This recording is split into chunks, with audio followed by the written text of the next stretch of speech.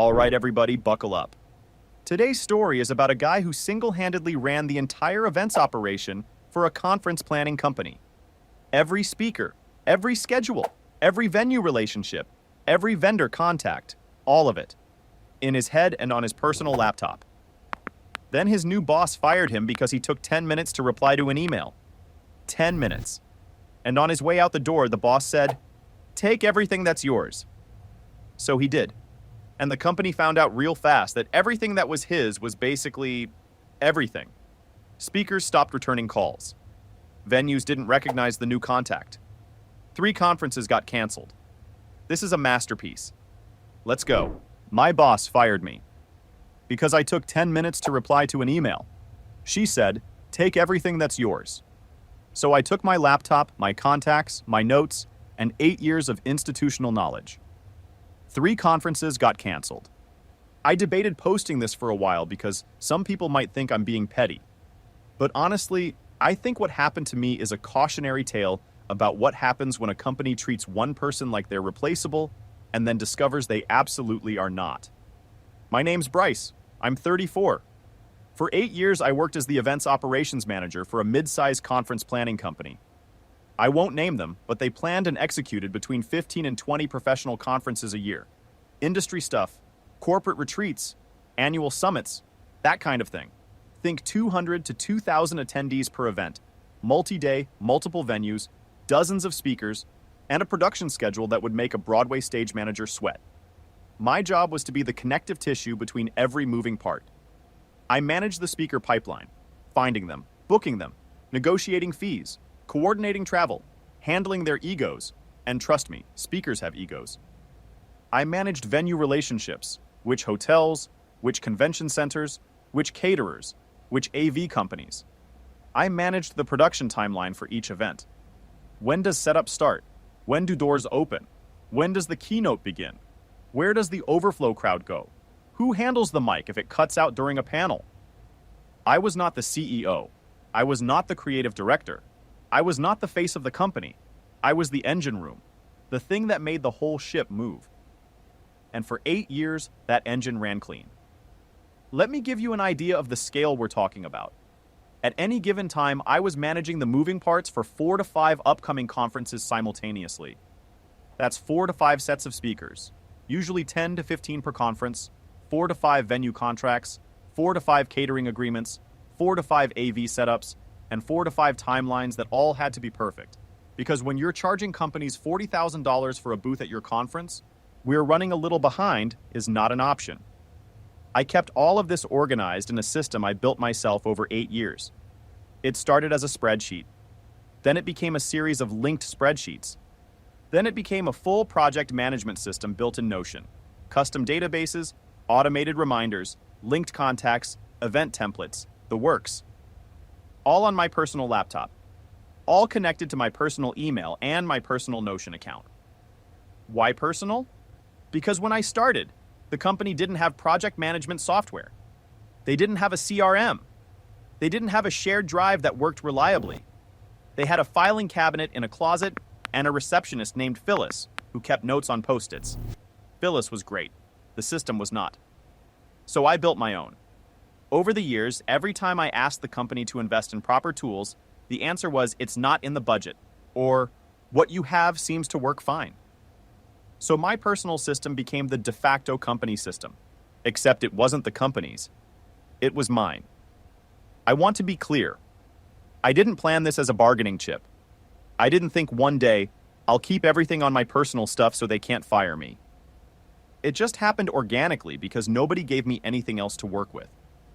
I asked for a company laptop 3 times. 3 times they said no. I asked for a Notion team account. They said it was unnecessary overhead. I asked for a shared calendar system. They said, just use Google Calendar, which I did on my personal Google account, because they didn't give me a company one until year 4. By then, everything was already built on my personal infrastructure. Quick side note, around year 5, I did briefly consider migrating everything to the company's systems. Then they denied my raise request for the 3rd time, and I thought, nah, I'll keep my insurance policy where it is. Hold on. This is me, not Bryce. I need to point something out. This company ran 15 to 20 conferences a year. We're talking millions in revenue. And they wouldn't buy their operations manager a laptop. They wouldn't pay for a Notion subscription. They wouldn't give him a company email until year 4. That's like running a hospital and refusing to buy the surgeon gloves. Just use your hands, doc. We don't have the budget.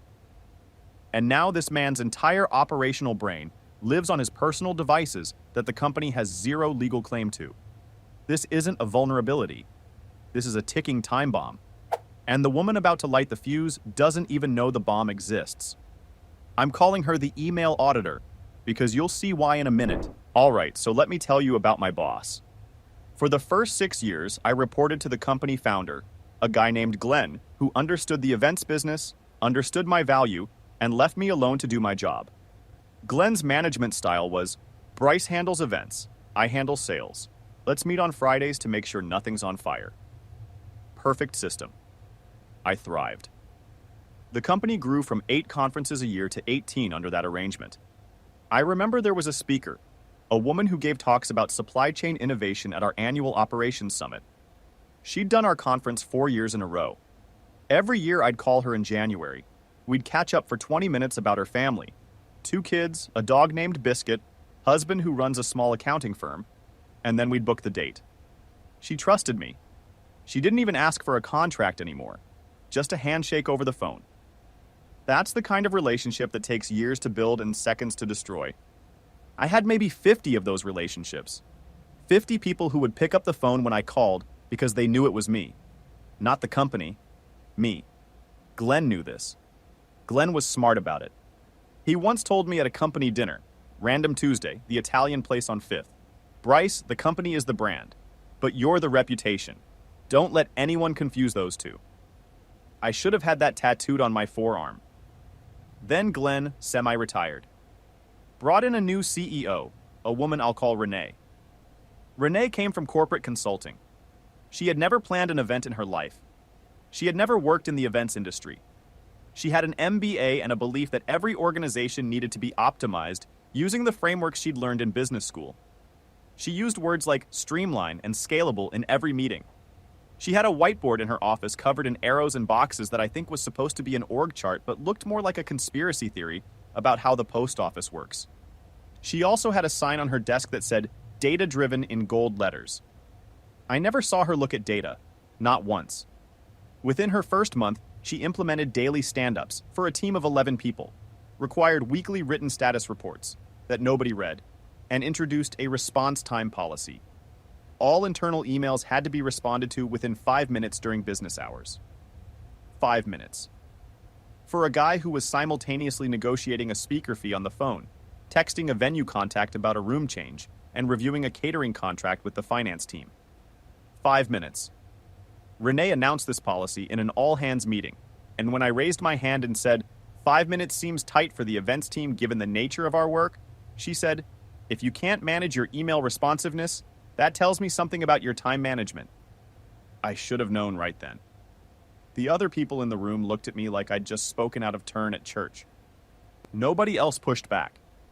Phyllis, who was sitting in the back, caught my eye and made a face that basically said, this woman is going to be a problem. Phyllis had good instincts about people. She also had good instincts about weather and which restaurants to avoid. I miss Phyllis. The 5-minute email policy became a running joke among the team, but only behind Renee's back. We started calling it the timer. Someone would send an email and say in Slack, timer started. It was funny for about 2 weeks, and then it became genuinely stressful. I found myself checking email compulsively, during calls, during meetings, during bathroom breaks. My phone was always in my hand. Katie noticed. She said one night, you're looking at your email more than you look at me. She was joking, but also not. Over the next several months, Renee and I clashed. Not dramatically, more like a slow-building friction. She wanted visibility into everything I did. She wanted to be CC'd on every speaker email. She wanted to approve venue contracts that I'd been signing independently for 6 years. She wanted me to document every process in a company-accessible format, which, fair enough, is a reasonable ask. But when I asked for the tools to do it, a company laptop, a shared project management system, a budget for migration, she said, use what we have. What we had was a filing cabinet and Phyllis's Post-its. There was one specific incident that I think defined our relationship. About 4 months into Renee's tenure, we had a conference in Nashville. Big one, 1,200 attendees, 22 speakers, 3-day event. I was on site managing everything. On day 2, during the lunch break between panels, one of our speakers had a panic attack backstage. Not a minor one. The guy was hyperventilating, couldn't stand up, clearly in distress. I spent 40 minutes with him in a back hallway, helping him calm down, getting him water, and eventually arranging for one of the other speakers to extend their session to cover his slot. I handled it. The audience never knew. The schedule barely rippled. While I was doing this, Renee sent me 7 emails about the font size on the sponsor slideshow. 7. I responded to all of them after the situation was handled, about an hour later. She called me that evening and said, "Bryce, your email responsiveness today was unacceptable." I said, "I was managing a speaker crisis." She said, "That's not an excuse. Delegate the crisis. Prioritize communication."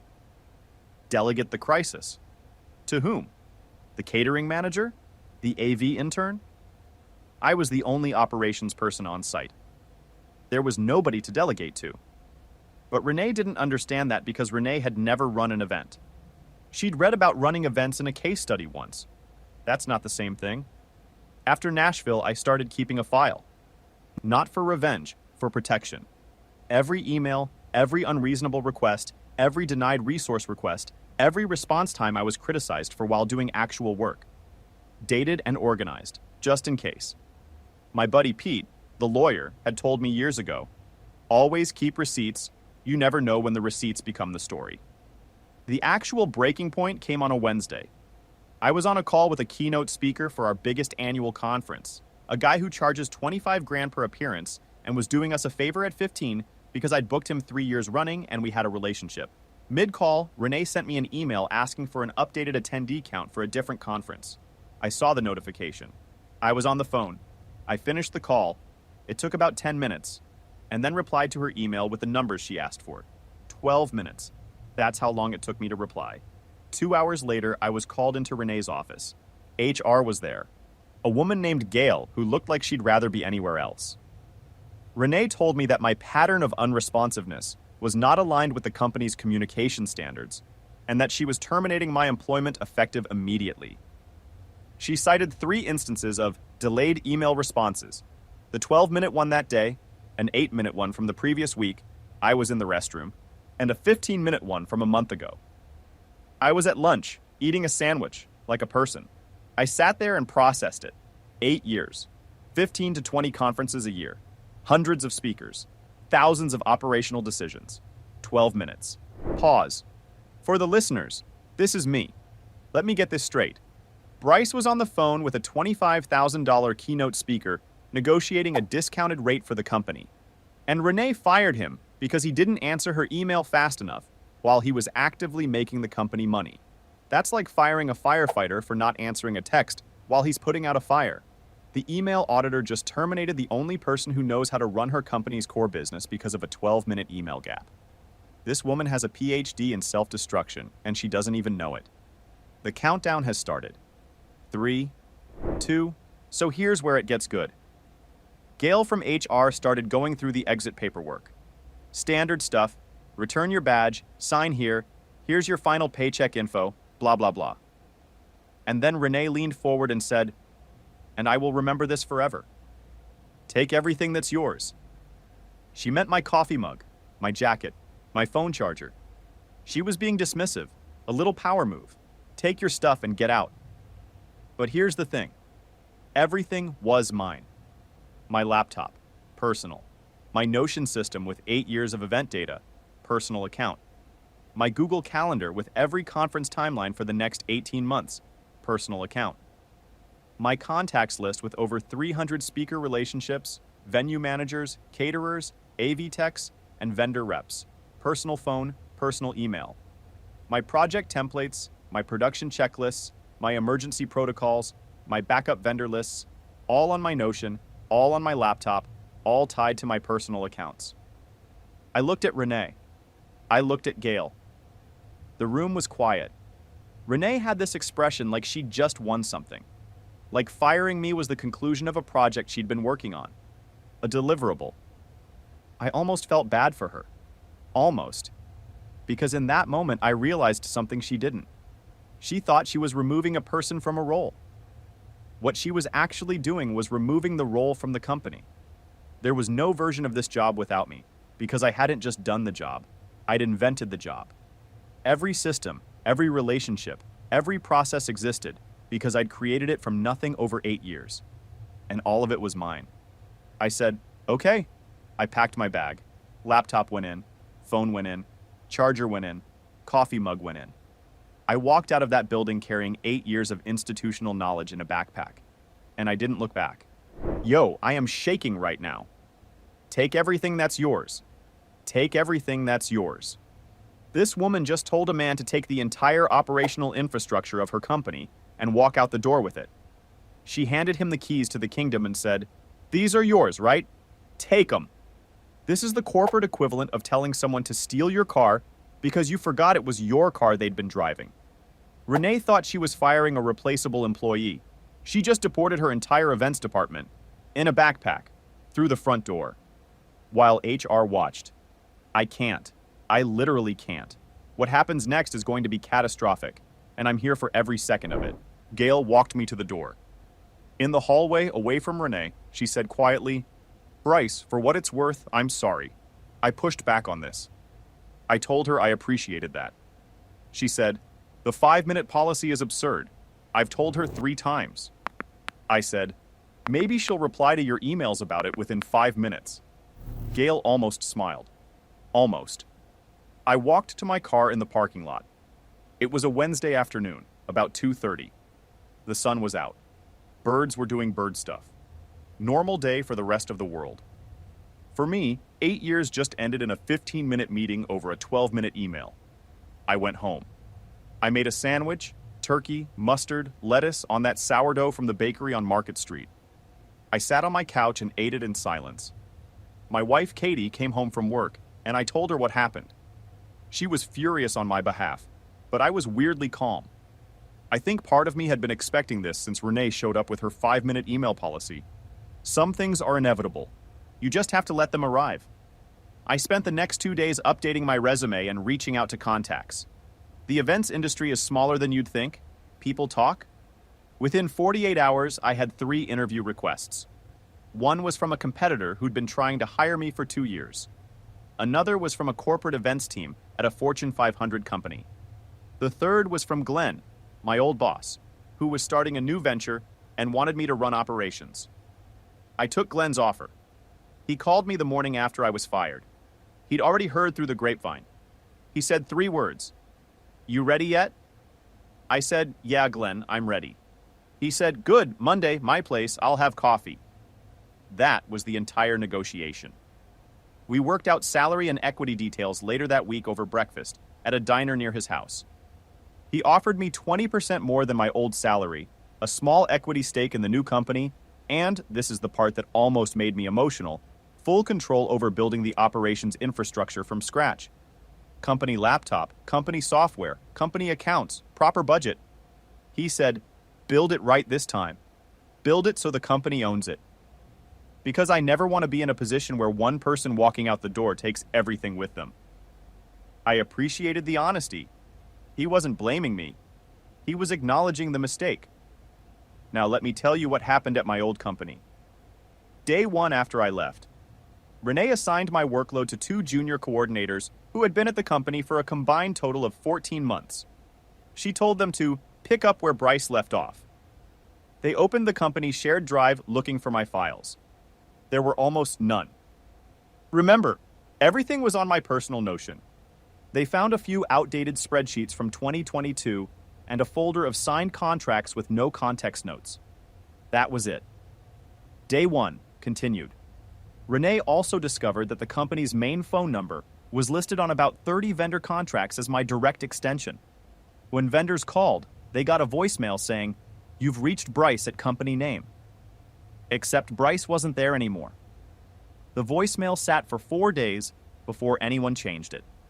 During those 4 days, At least 11 vendors left messages that went unreturned. 3 of them were time-sensitive. One was a venue confirming a hold that expired, if not confirmed by Friday. It expired. Day 2. The junior coordinators tried to contact speakers for the upcoming October conference, the biggest one of the year, 3 weeks out. They didn't have direct numbers. They didn't have email addresses. They didn't know which speakers had been confirmed, which were tentative, and which had specific writer requirements. One speaker required a teleprompter, another required a specific brand of sparkling water backstage. I'm not kidding. Some of these people are very particular. They sent generic emails through the company's main inbox. Most went unanswered. Day 2 continued. One of the junior coordinators, a kid named Austin who was honestly trying his best, found my desk drawer and pulled out a stack of business cards I'd collected over the years. He started cold calling speakers from the cards. Most of them were outdated, people who'd changed jobs, changed numbers, or retired. The ones who did pick up asked for me. Austin had to explain repeatedly that I was no longer with the company. He told me later, we grabbed lunch about a month after everything went down, he's a good kid, that the most common response was, "Oh, well, good luck." One speaker asked, "Did Renee fire him?" Austin said he couldn't comment. The speaker said, "She did, didn't she? I could see it coming. That woman has no idea what she has. What she had." Austin also told me that Renee spent most of day 2 in her office with the door closed, making phone calls. He could hear her through the wall trying to explain to someone, he thinks it was the board, that the transition plan was in place and the operational continuity was assured. Those are the kinds of phrases people use when nothing is in place and nothing is assured. It's corporate bubble wrap. Sounds protective. Protects nothing. Day 3. The keynote speaker I'd been on the phone with when Renee fired me, the 25 grand guy doing us a favor at 15, called the company's main line and asked to speak with me. When they told him I was no longer with the company, he said, "Then I'm no longer doing the conference." Pulled out. 3 weeks before the event, $25,000, well, $15,000 hole in the lineup. Week 1. 2 more speakers pulled out after hearing I'd left. They didn't have relationships with the company. They had relationships with me. One of them, a woman named Dr. Avery Callahan, who spoke at our healthcare conferences, sent an email to Renee that I later heard about through the grapevine. It said something like, "I agreed to speak at your events because of my working relationship with Bryce. Without him, I see no reason to continue that arrangement." Renee apparently forwarded this email to Gail with the note, "Is this normal?" Gail apparently replied, "Yes." Week 2. The October conference was in serious trouble. They'd lost 3 major speakers with no replacements lined up. The venue contact, a guy named Darren who managed the convention center, called the company because nobody had confirmed the final room layout, the AV setup times, or the catering headcount. These were things I normally finalized 6 weeks before an event. Nobody had done them. Darren told the junior coordinators he needed answers by Friday, or he'd have to reassign some of the spaces. Friday came and went. They lost the main ballroom to another event. The October conference was eventually restructured, which is a polite way of saying it was half the size of what it was supposed to be, missing 3 keynote speakers, crammed into a smaller venue space, and attended by about 60% of the expected audience. Several major sponsors asked for partial refunds. 2 of them pulled their sponsorship for future events entirely. Look, I don't want to dance on anyone's grave here, but actually, you know what? Yes, I do. The email auditor fired a man for replying to an email 12 minutes late, and then watched her company lose multiple conferences, keynote speakers, and sponsor relationships in the span of 2 weeks. She optimized the company right into a dumpster. This is like a restaurant firing the head chef because he took too long to answer a Yelp review, and then being shocked when nobody can cook the food. Dr. Avery Callahan's email, "I see no reason to continue that arrangement. That's corporate for you played yourself." And Gail's response, "Is this normal?" "Yes. That's HR for I tried to warn you." Beautiful. Every word of it. I want to mention one more thing about the October conference because it's important for understanding the full scope of the damage. The event had 32 registered sponsors. Each sponsor paid between $5,000 and $40,000 for booth space, branding, and speaking slots. The total sponsor revenue for that conference was supposed to be around $450,000. After the restructuring, the lost speakers, the smaller venue, the reduced attendance, the The company had to issue partial refunds to 11 sponsors, totaling just under $100,000. That's $100,000 in refunds because of a 12-minute email. I want Renee to sit with that math. I really do. 2 more conferences were canceled over the following months. The company went from 18 events a year to maybe 10, and the ones they kept were smaller, less prestigious, and less profitable. One of their longest-running conferences, a financial services summit they'd done for 9 years, was picked up by a competitor after the venue host told the competitor's team, "The old company's been unreliable since their events guy left. You guys should take the slot." That venue host was Darren, the one who lost the ballroom because nobody confirmed the room layout. Darren remembered. Darren always remembers. I heard from a former colleague, not Phyllis, she'd retired by then, that internal morale cratered after I left. Not because I was so beloved. I mean, I hope I was, but that's not the point. It cratered because everyone saw what happened to me and thought, if they'll fire the guy who runs everything over an email, what will they do to me? 2 more people quit in the 3 months after I left. One of them was the finance coordinator, who'd been there almost as long as me. She told me over coffee, "I saw what they did to you, and I thought, if Bryce isn't safe, nobody is." She works at a nonprofit now. She seems happy. Sponsors were pulling out. Speakers weren't returning calls. Venue contacts were demanding upfront deposits that they'd never required before because the trust relationship was gone. It turns out that trust wasn't with the company. It was with me. Renee lasted about 7 months after I left. She transitioned to a new opportunity, which in corporate speak means she was asked to leave. Glenn told me she'd burned through 2 operations managers in that time, neither of whom lasted more than 3 months. One of them, this is my favorite detail, quit on her second day after discovering there was no operations documentation, no contact database, and no project management system. She walked into Renee's office and said, "I can't manage operations that don't exist on paper," and left. Glenn also told me something that confirmed what I'd suspected. After I left, the company tried to claim that my Notion data and contacts were company property because they'd been created in the course of employment. They had their lawyer send me a letter. My lawyer, a buddy from college named Pete who does employment law, sent back a response that basically said, the laptop was personal, the accounts were personal, the company was asked repeatedly to provide company tools and declined, and any attempt to compel access to personal property would be met with a countersuit for wrongful termination. They never responded. As for me, I'm 6 months into working with Glenn on his new venture. We're planning 4 conferences for next year, building it right this time, proper systems, company infrastructure, shared tools. Glenn bought me a laptop on day 1, a good one. He said, "I learned my lesson. The company should own the systems, not the person." I said, "Glenn, I've been saying that for 8 years." He said, "I know. I should have listened." Katie and I went out to celebrate my 6-month mark. She ordered pasta. I ordered a sandwich. Some things don't change. She asked me if I missed the old company. I thought about it for a second and said, "I miss Phyllis." And I do. Phyllis retired last year. She sent me a card that said, "Bryce, you were the only one who knew where anything was, including me." She included a Post-it note. It was blank. I think that was the joke. I've got it on my fridge next to a photo of Katie, a magnet from Nashville, from the conference where the speaker had a panic attack, and a takeout menu from the Italian place Glenn took me to. My fridge tells my life story better than my resume does. Final update. One last thing.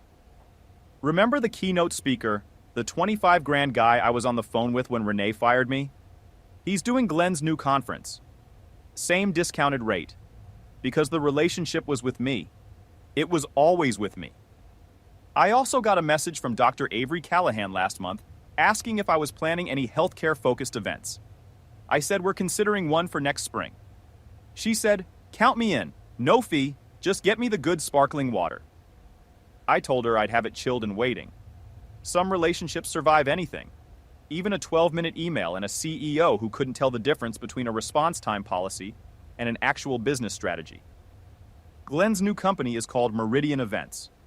We're small right now, 5 people, but every one of them has a company laptop, a company email, and access to a shared project management system that I built in the first 2 weeks. If I get hit by a bus tomorrow, knock on wood, someone could open that system and know exactly where every conference stands. That's how it should work. That's how the old company should have worked. They just never wanted to pay for it. And look what it cost them. Would you have migrated your stuff to company systems before leaving? Or would you have done what I did? Taken everything that was yours, like they told you to? I keep thinking about whether I owed them the transfer, and every time I think about it, I remember they wouldn't buy me a laptop. So no, I don't think I owed them anything. I want to add one more thing. About 6 weeks after I left, Phyllis, who was still working part-time at that point, sent me a text. It said, "Bryce, the new operations person asked me where the Post-its are. I told her they retired when I did. She didn't get the joke." I laughed at that for a solid 5 minutes. Phyllis was the only other person in that building who understood that the company ran on relationships and systems that existed outside of any official framework. Her Post-its and my Notion. That was the real organizational chart. And both of us walked out the door. Anyway, Katie says hi. She also says I should mention that Renee's LinkedIn still lists her as CEO of the company. She is definitely not the CEO anymore. The internet is a funny place. Katie also wants me to mention that we adopted a cat last month. His name is 12 Minutes. I thought that was a ridiculous name. Katie said it was perfect. She's right. She usually is. Here's the takeaway. If your company refuses to invest in proper tools and systems, they don't get to be surprised when the person who built their own walks out with them. Renee fired the engine and expected the ship to keep sailing. It didn't. It sank in slow motion while she stood on deck checking her email response times. If you're someone like Bryce, the person who holds it all together and nobody notices, know your worth. And maybe keep your Notion account personal, just in case. Drop a comment. Have you ever been the only person who knew how to do something and watched it all fall apart after you left? Subscribe, and I'll see you in the next one.